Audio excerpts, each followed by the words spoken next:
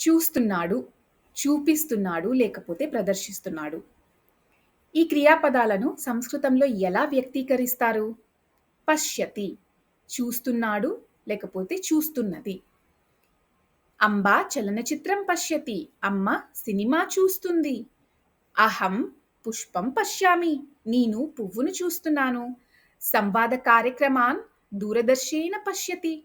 చర్చా కార్యక్రమాలు టీవీ ద్వారా చూస్తున్నాడు లేకపోతే చూస్తుంది. సంస్కృతంలో క్రియాపదాలకు లింగ భేదం లేదు. కాబట్టి ఒకే క్రియాపదం మీరు స్త్రీలింగానికైనా పుంలింగానికైనా ఉపయోగించవచ్చు. ప్రదర్శయతి, దర్శయతి ఈ రెండు పర్యాయ పదాలు.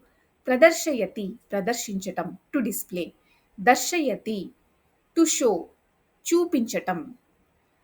కాబట్టి రెండిటి అర్థం కూడా చూపించటం అని ఇంచుమించుగా వస్తుంది.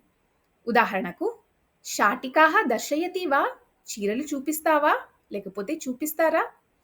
చిత్రం ప్రదర్శయతి చిత్రాన్ని ప్రదర్శిస్తుంది లేకపోతే చూపిస్తుంది. ధన్యవాదः.